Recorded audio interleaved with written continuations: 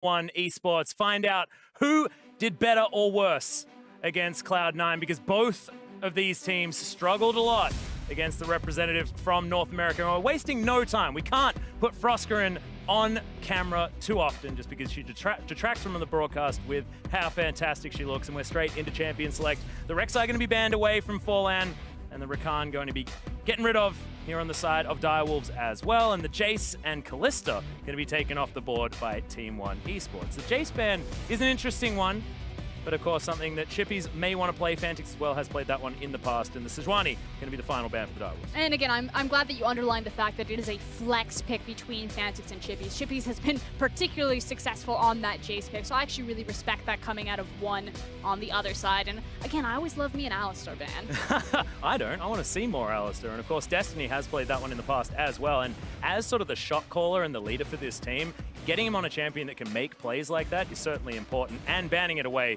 important as well. But these picks are coming through thick and fast. Jarvan going to be taken away first, of course, a flex between Shern and Chippies, something that Shern does want to play more so of though. And the Jax theoretically flexing into the jungle, but most likely going over to Vert, and the Braum locked away for Redbird as well. And that does mean that a pick like Xayah becomes that less valuable if you're looking across from a Braum. You can disrupt a lot of the damage that she's going to output, so we'll see if King goes that direction, or if maybe he's going to stay a little bit safer and look for something like the Caitlyn again. Well, once again, the Corki is going to be locked away here for Fantix. Theoretically, King could play it, but it's definitely not going to happen. I think it's pretty safely in Fantix's hands. Hey, look, I cast the Elsa K, and we did have a Corki 80 carry. Did not go well. Rumble is going to be locked away, though, and that is both solo lanes already taken here for the Direwolves. And that's the thing, all of the mystery and the allure is gone of Direwolves. Yeah, we're almost holding on to the possibility of a Corki 80 carry. Oh no, wait, there's still time for mystery. They could flex the Rumble into the jungle, but we still know that it's going to be Chuff and tough if that happens. Like, oh dear. Well, that is going to be the Xayah locked in. With Rakan banned away, it might not necessarily be as much of that dominating lane, but still, fantastic choice, and does have the Braum there to back it up as well. But the entire bottom lane is a mystery right now for the Direwolves. And it means that it's open to firing squad for Team One to start picking away and sculpting the matchups that they want. They have the Xayah, they have the Braum, so if that is a Jax jungle, if it's a jungle with less or more CC, he can work in tandem with that Braum, whatever it is that he wants to bring out of that. So I like the position that Team One have put themselves in. I think they could even sculpt it so that they get the best scaling carry. I would expect a Tristana ban here. Yeah, you'd almost hope for one. I feel like the Kog'Maw is an interesting ban away from King, but it's not because it's not somewhere that he does like to go, especially historically, but a lot of time has gone by. Of course, the boot camp in South Korea as well, working out for the Direwolves. So possibility of a change in strategy, and might be even more research done by Team One to know something that we may not necessarily, as the Karma is going to be taken away from Destiny as well. So I like that one. He actually was able to create a massive impact on the bottom side of the map against C9. The Elise banned away from Forlan though, looking to target the jungle as far as early pressure is concerned. So what will it be? Yeah, Direwolves having a good think about this as we tick down to about 5 seconds to go. And the Kassadin going to be taken away from Bruiser. Okay, so a bit of a smattering in multiple different directions. Fantix, of course, probably going to take that Corki into the mid lane, so doesn't want to face the Kassadin, but they're still... I like how you say probably. I've infected your brain. Ah, stunning. I never really know what to expect with the Direwolves or with you standing next to me. That's a good point. Like to keep you on your toes, Frosco. It's absolute. It's going to lock away the Orianna for Bruiser. It's something that Murph actually plays quite well. Bruiser moving over to that one at the same time. As King, utility 80 carries are certainly his way, and the Ashe would not be a surprise at all. And I think it would work really well for their long-range initiation potential that they already have collected on this composition. Yes, Xayah has the ultimate where, she can jump up into the air, she can get herself out of sticky situations, but that's still the equalizer as well as the cataclysm as well as the arrow. Like, eventually one of these pieces of damage or CC is going to stick to the Xayah and just wreck her day. And then let's throw a Thresh on top of that. And what I love about this is it plays to Direwolves' playstyle almost entirely. Early game power that they have, even with the switch over to the Morgana, I was almost completely trolled by a hover there, but it still works out because single target pick works so well if you're going to be roaming around in the early game, trying to get yourself advantages and capitalizing on having better vision than your opponent. Things like this. But here's a bit of a throwback. Of course, Fiora getting some buffs on this patch. She can now run around a whole lot faster when she pops down that ultimate. And she's going to be picked up into the top side, and Forlan is going to be flexing that Jax into the jungle. So much damage coming out of both of these teams right now. And we'll keep our eyes on how Jax decides to itemize. Usually you see more of a tanky Jax coming out of the jungle, but the hyper-scaling potential of Team 1's composition is pretty outrageous. Fiora and Jax, if these champions get going, they can just dominate side lanes, and there's really no options that Direwolves would have to face them in those lane assignments. You know, Rumble's going to be great in the 5v5, but left onto his own devices, he's probably just going to get smashed by either Jax or Fiora. Yeah, and if you look at Fiora and Jax, it feels like the Bash brothers, you know? It's like you get both of these champions smashing onto a single target, then you have the grand challenge coming down, everyone's healed back up again, and you can snowball it from there, especially with the shockwave being available. Decent ball carriers on both sides with the lunge and the leap available for both of them.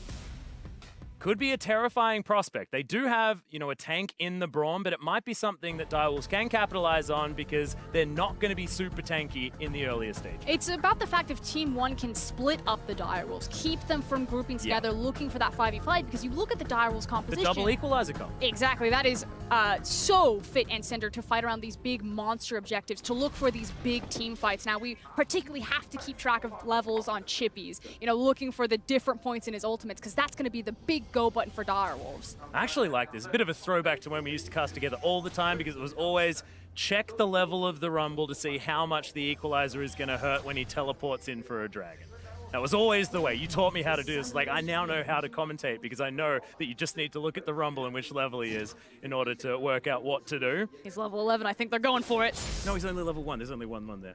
Man. Have you got your glasses on? No, but I am dyslexic. Oh, okay. Well, Team 1 looking for the early invade. Shenfire unable to take down that ward. As Destiny turns up unseen here. It's a bit of a 5-point defense system, with Fantix just hanging out there in the mid lane, understanding that Bruiser is probably just going to try and throw balls at him, which he does. Just scouting out. Now, the thing is that the damage kind of has been done, however, because they did place the vision onto the red buff. So if Shenfire decides to commit to it, it will be giving full vision and information over to Team 1, and then it's a matter of what they do with that vision, knowing what Shenfire's pathing is, or suspecting what it could be. And maybe, you know, he gives them the information, then he tries to put a spin on it, or a twist to find some sort of opening and ganking his lanes. But looks like it's going to be a Raptor start and a red start for both junglers. Yep, Forlan actually cheating here because that skin does have a real weapon. Not a huge fan.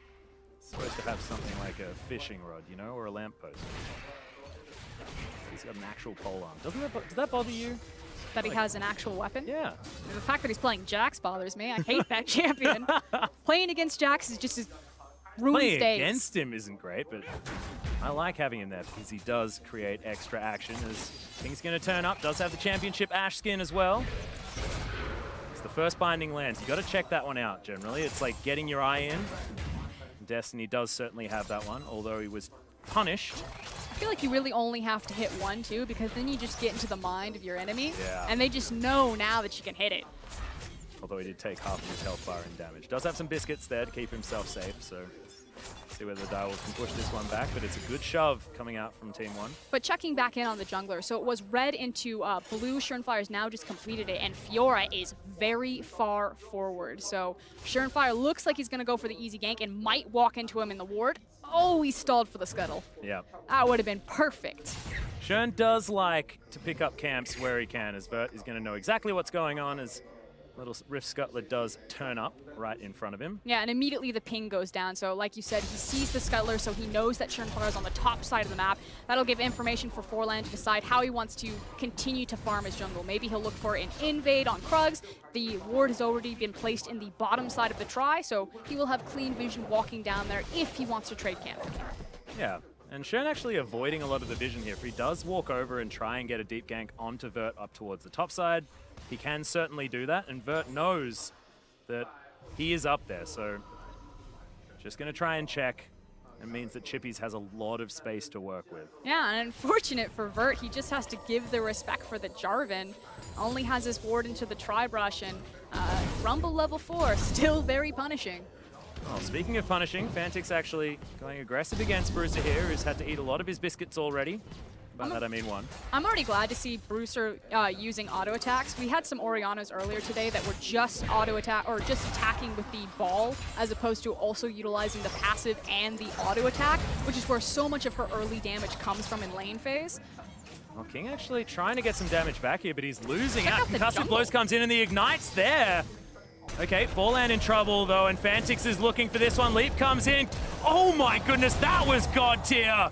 The counter-strike is enough. The flash is coming, but Destiny gets the flash bind, and first blood goes to Fantix. The fadeaway binding from Destiny, right place, right time, and it gives Fantix the double buff. So Corki just got a lot scarier in this lane. And that was absolutely fantastic as well, because it was like Destiny turns up and says, all right, kids, you're struggling to take him down. It's okay. I'll get the carry in here. And Fantix now looking for more under Bruiser, going aggressive, does have the blue buff and the red buff. So isn't too worried at all. Also has the flash advantage on the Orianna, so Bruiser has to be so respectful there. As we take a look how that happened, because we were looking at the bottom lane, which turned into a very heavy 2v2, but Forlan just caught counter-jungling the Raptor camp. Did have a level advantage here under Sherm, but just knew that Fantix was in the area. It was so cute with this play to get the stun, but Destiny, that was fantastic. Flashes over the wall and just hits him on the very edge. Oh, come on, just say it. No. I'm not here to indulge you, Atlas. Dang it. Okay, well, Bruiser sidesteps the Phosphorus Bomb. I'm going to be upset about that for a while, okay, Frostgreen? So the thing that Fantix wants to do here is he wants to continue to punish the flashless Orianna, so he's trying to get the creep wave pulled over to his side of the map and just be that massive bully that double buff Corki gets to be by denying as much CS as possible, and then being like, if you want it, come and get it. 1,000 gold now the lead here for the Direwolves. As Counter-Strike does come in. Oh, nice edge stun under Fantix. Forlan showing that he knows exactly how to play the ganks on this Jax, but with Bruiser with no mana and basically no health, it's a big struggle. Shockwave now in his back pocket, but probably can't even afford to use it at this stage. As Fantix control of the wave, will be able to clean up these creeps quite nicely. Having to pull the jungle just to trying to fix the wave there. It does mean that, like you said, Schernfire gets to continue to play Farmville in his jungle. Kind of in the Schernfire way. Yeah, and as we look topside as well, Chippies has been able to continue to build control and pressure here in this lane, because Vert, after that earlier stage, all of these creeps that are here as well, Chippies held that lane in the position for a very long time. And this is exactly what the Direwolves fans wanted to see from their team in the first game. This is all of the keys of success for them. They are very much a solo lane-focused team, and then bouncing their jungler in between them. You know, Fantix is ahead in CS in the mid lane, already has a Sheen now, so going to be trying to punish Orianna even harder. Chippies is having a hell of a time up into the top lane, although it might get sneaky because Brahm's actually rotating up there. Yeah, what is this funny business, Redbird? He's been spotted. It's a dry flag. One might say a stroll. Yeah, just checking the area. Bruiser is going to be discovered as well. Forlan taking down this Rift Scuttler, so trying to get himself back up to the level of Shern. Does actually have even in experience, but you can see a few more camps have been taken here by Schernfire.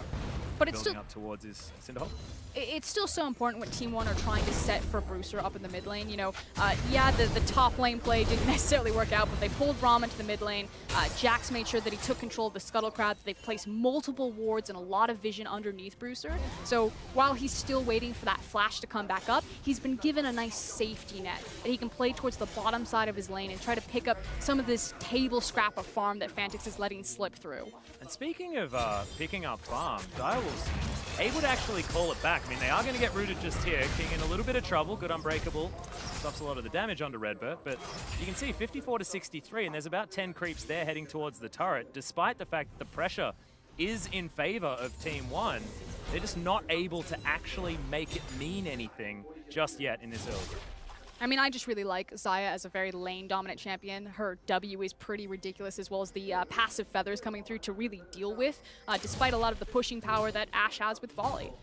The issue is that they're back to even as this lane does equalize on the bottom side. So, I mean, yes, being a lane bully is great, and yes, you're bringing King down to low health, but you have to be able to translate that into tangible leads. And what that tangible lead would be is how Jax or Forlan would be able to utilize the pushing bot lane. You know, maybe he starts sneaking in, although the last time he did that, he died on the Raptor camp. But they do have good vision, you know, behind the Dragon buff, and you can even see he's trying to do that just now. Just walk in, try to get control around the Raptor camp area. Hold on. Goes Shern. There's the package. Special delivery for Bruiser, who uses the heal, gets himself out of the way, but Valkyrie's there for Fantix. He wants to get more. It's a merry journey as the equalizer sets up the red carpet, and Chippies heads in, grabs the kill, says thanks very much, and goes back to dominate Ver. Doesn't get any easier than that. Combo timed with the equalizer, the package, as well as the Cataclysm. Chippies drives by, all me. Just amazing.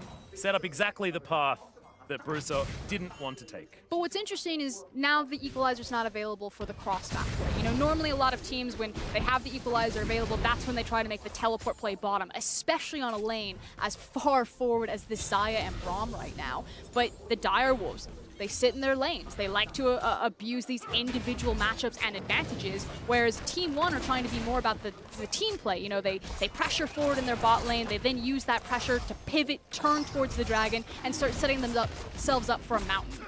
Well, they are certainly going to be able to head towards this. Fantix doing a lot of damage to this mid lane, as we can see at about 10 minutes in. It's pretty much on the clock as far as farm. What we expect from him, but it means that Direwolves not able to grab what is a pretty important Dragon. Set up Team One Esports for the later stage of the game. It's only about a 2,000 gold lead, as Direwolves do have to get themselves out of this. I mean, the scary thing is that with taking the mountain, the Infernal is just as important next time. It will spawn around 16 minutes, and around that time window, Fantix is going to be very happy. He's already sitting on the Phage as well as the Sheen, so he should have his Trinity Force completed.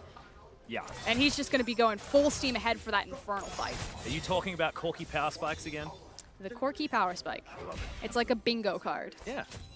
When does it happen? Whenever he completes an item. Although, here we go. Yeah, Arrow is going to fly forward. There's the knock-up from Shern as Destiny doesn't quite get the ultimate to work.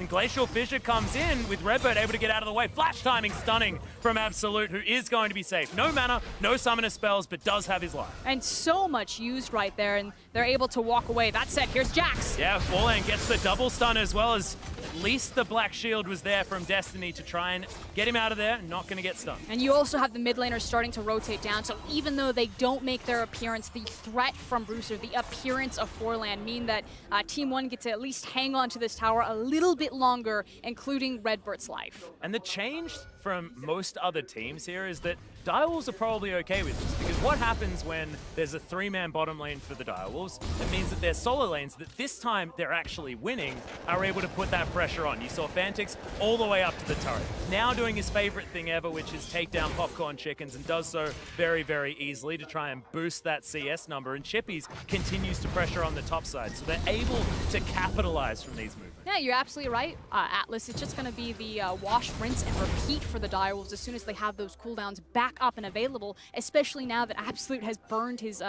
flash, so just a very easy target. Now, with Redbird rotating towards the top side of the map, I was going to say, there's a chance that maybe they rotate their bot lane out of that lane, but the teleport comes through to Fiora, and they're going to hold standard lanes longer. Well, Redbird actually paying a little bit of attention here in the mid lane. He does like to have an excursion, but hasn't found any success doing so just yet. Shenfire has some buffs to pick up. It's the red on the bottom side. And then we'll hand over to Fantix, the blue buff that should be coming up momentarily. Should be noted that the Ardent Sensor has been completed for Destiny. He also has the Stoneborn Pact Morgana combo there, so offering a lot for his team.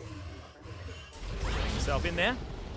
See whether Destiny is going to be the one making the plays, as he does have Soul Shackles back up once again now. Just ticking over. Good Winter Spite lands onto King, but doesn't seem to be too worried about the damage. But the setup is coming for Direwolves. They already pinged bottom. They're starting to pressure the wave forward. The cooldowns are back up and available, and Shenfire is starting to move that vision deeper and deeper. And Team One know this is coming. You can see as well, King actually going for an interesting item build. Infinity Edge first. Ashe is going to come in.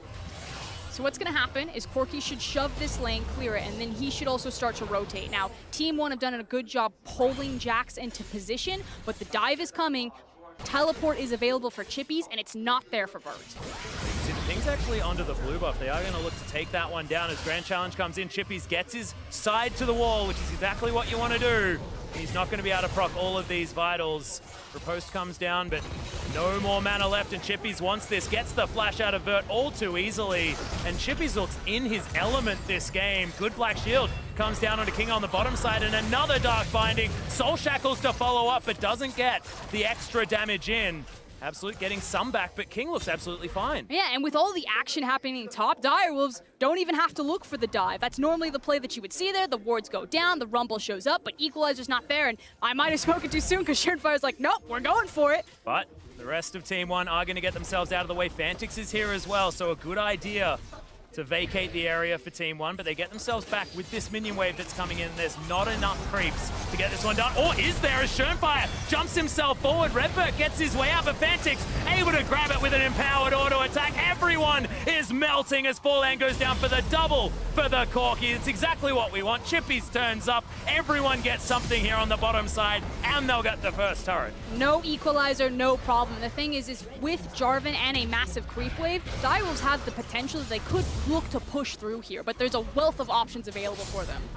Well, at least Vert now gets some spare time up towards the top side to try and get rid of this outer turret, but I'm not sure whether any extra damage was done with how pushed Chippies was. And a package is going to be delivered to Bruiser. He's taking so much damage. The flash follow-up, all too easy. Gets the circle around him, but Fantix ain't going anywhere, and Bruiser, he's dead. And now it's multiple solo kills happening in these individual lanes, and Fantix is suddenly 4-0-2. It felt like it just quietly snuck up on everyone. I talked about that 16-minute Infernal Drake and what it meant that around that time that Corki would be prepared. He's not only prepared, he's also got a BF sword. Just casually, the casual BF sword. Going for the second item, Infinity Edge. Of course, what was the old build for Corki, the most expensive one ever. And Fantix, who's just been eating these little raptors over and over again. That's what happens when you're 167 CS. Hold on. I feel like I've seen this play before. Oh, goodness me. The arrow does land. Absolute. He's not going to be able to Featherstorm because he didn't even have it. Surefire's going to be able to pick this one up, just blocking the Winter's Bite potential. Redbird, he's walking, but he's not going to get anywhere. There's so many wards from the Direwolves as well. They knew that he had no support. But there is a counterplay available, and it's up in the top lane, but can Chippies 2v1? Well, he's trying to get out of the way, but there's another Vital here for Vert. He does get it. And Chippy's not going to be able to do anything. Not sure whether that equalizer is even worth it. Oh my goodness, the slow is enough. But Lunge, not a long cooldown on that one, and Vert is able to lock that one down. First kill here for Team 1. So Forlan helps get them something back into this game, but they're still losing so much in terms of objectives. It will be the Infernal that falls, and possibly their mid laner as Bruiser. He's not having a good time. No, he can't go anywhere near Fantix right now, which he just learnt.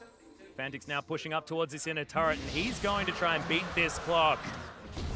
Okay, there's the Shockwave. Fantix says, I don't really care about that one. Doesn't even have something like a Null Magic Mantle. It's just the huge lead that he has helping him out here. Now Bruiser just trying to buy time there for Forlan to come down, make sure that they don't lose any chip damage on their inner mid towers. We take another look at this bot play. And this is the thing, like you said, when Chippies, when Fantix are winning their natural lanes, it allows Surefier to give the attention to the bottom lane. Again, his jungle proximity is much higher for these two. He likes to camp the lane. King likes to play more of these utility-style AD carries. So this is just true comfort for the Direwolves. And that was actually just everything going perfectly as well. All the skill shots land. This, not so good for Direwolves fans.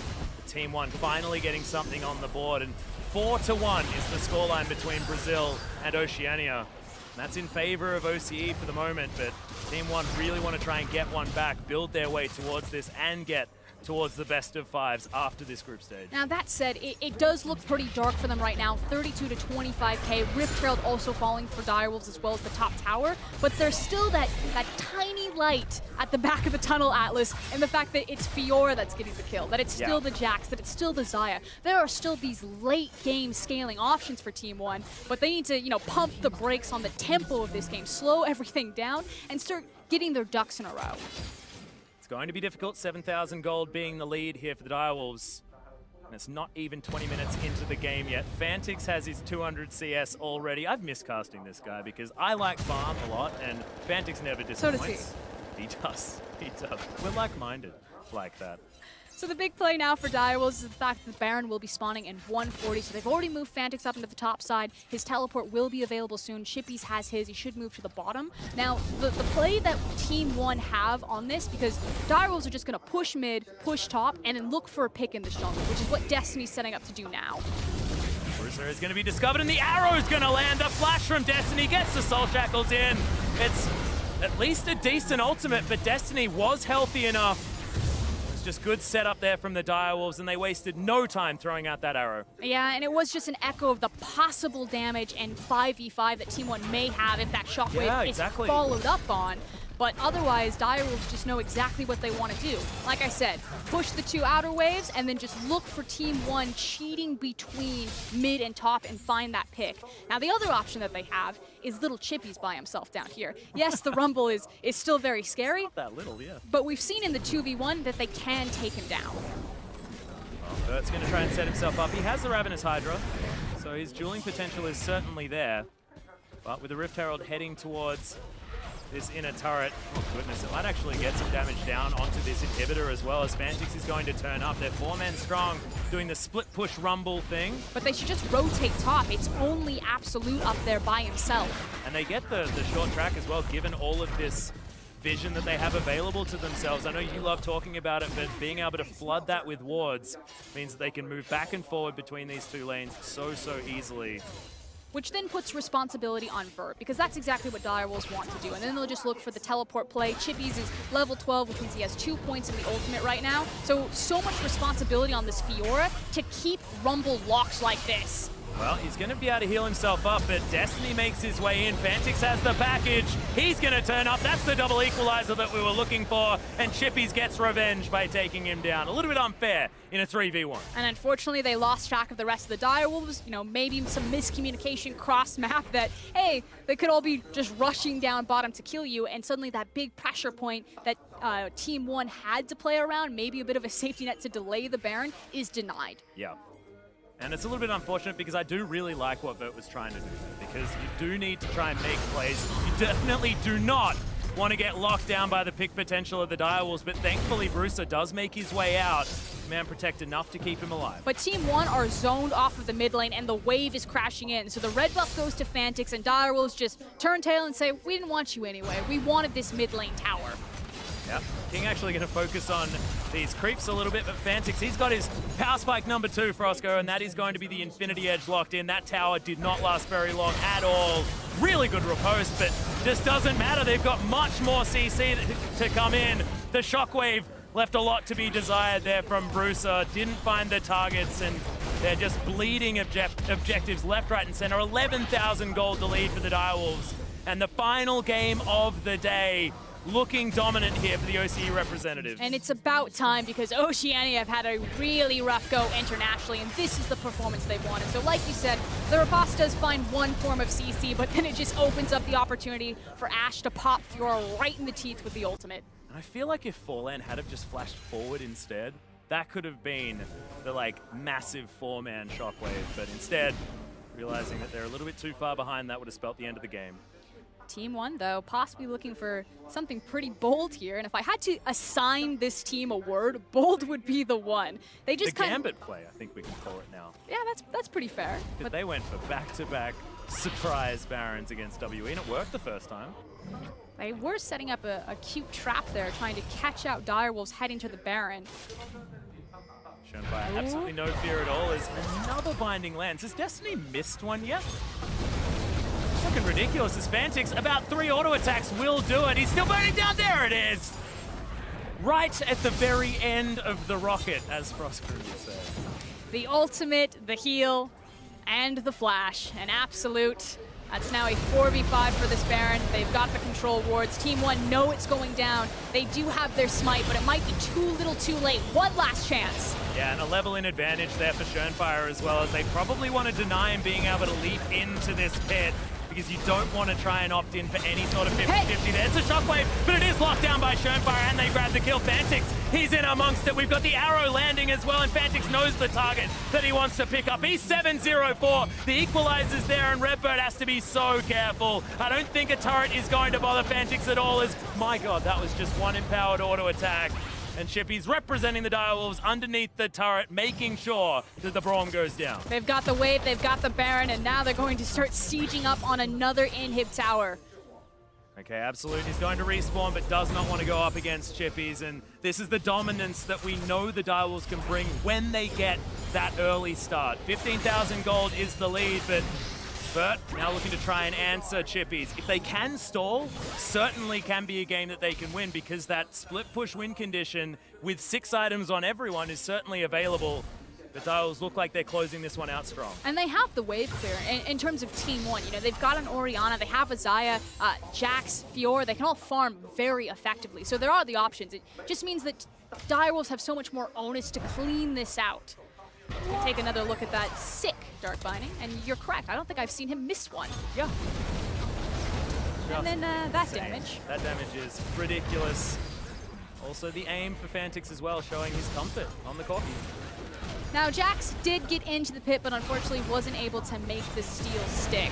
And I like the thought from Team 1. Again, you can see Fiora on the bottom of your screen. So their idea was, our only option here is to look for the steal. We can't win the 5v5. Oh, whoopsies. Okay, Bruiser caught napping there just a little bit, but it all happened very, very quickly. The arrows are landing, the bindings are landing, the support Ashe, the binary score lines here on the bottom side. Direwolves, we know exactly where they put their power. Chippies 3-1 and 4. We've got 8-0 for Fantix. And they're looking for Nexus turrets. They'll get the first one. The Brazil versus OCE rivalry continues to be a good one for OCE as the equalizer comes in. They're looking for the celebratory kills, and they'll get them. This damage is massive. The Nexus, not long for the world, and Direwolves put one on. It's 1-1 now for the Oceanians, and 0-2, unfortunately, for Brazil, but dominance and what we expected from the Direwolves, who can get ahead early. And raise your koalas, because Oceania is officially on the board at Worlds. We made it. We picked up the victory, and we're now 5-1, I believe, over Brazil. Yep, that's absolutely correct. So things working out for OCE, but they still need to back that one up tomorrow as well. And 2 blue side wins here for Direwolves at the same time. We are going to be switching sides, of course, when we get into our next matches. So see whether that is going to change things for the better or for the worse for either of these teams. That said, the importance of this victory cannot be understated. They said it on the yes. analyst desk all day, you know, with these groups that have appeared very top-heavy, you know, both Cloud9, both Team WE taking the big 2-0 victories. It was going to be the emerging regions clash that would really start to define who is going to take that second seed. And taking the second seed, you still get a shot at the elimination round in a best-of-5. Yeah.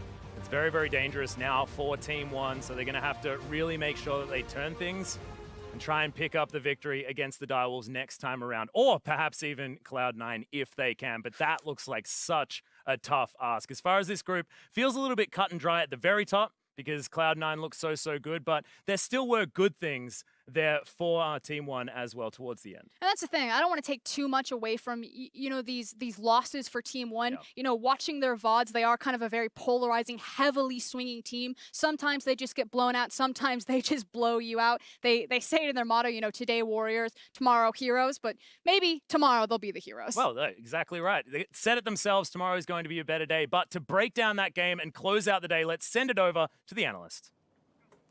Thank you, Atlas. Maybe tomorrow indeed, Frostgren. Today was incredibly rough coming in for Team 1. Mark Z, you had some strong opinions about this draft phase, specifically that Jax in the jungle. Yeah, it's been, you know, a long night.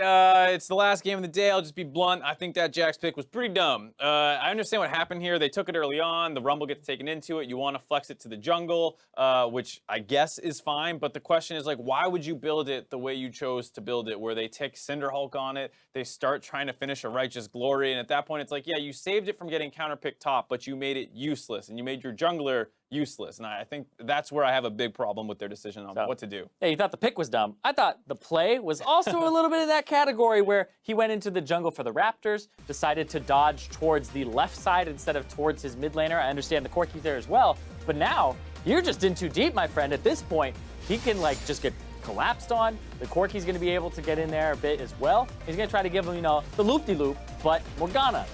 shows up. Yeah, this is one of those things where you're probably going to lose your flash no matter what. Just leap strike to the Corki, flash to your Orianna. Tries to do that way later, but like you said, Morgana, great follow-up, great flash binding there by Destiny. Gets that set up to get the kill over the Corki. Ooh. And this is such a disaster in the mid lane because you give a kill over, you waste your Orianna summoners because she blew a heal trying to keep you up, and then you give double buffs over to a winning matchup, and he continues to smash that lane. It was one of those plays where it's like, yeah, it's a single kill, but in the circumstance of the game, it's a disaster. Yeah, we talk about how crucial jungle mid is in terms of synergy, but when both those champions are behind, you get to do anything you want in the enemy jungle. And Direwolf showed us that jungle mid synergy. Mid came down, support came up, the whole team collapsed the second they saw that opportunity. So I think we have to praise Direwolves for that level of play because they found that window. They knew they could punish this pick. And I'd be honest, I think they were a little surprised that Jax stayed around that long, but at the end of the day, Destiny, well-deserved from him, flashing over the wall, no hesitation there to throw out that binding. I mean, one sidestep and that whole play could have been thrown away. Right, now overall, I think Direwolves had themselves a pretty nice comp here. They got a bunch of winning matchups. They forced one out of what was probably their initial game plan,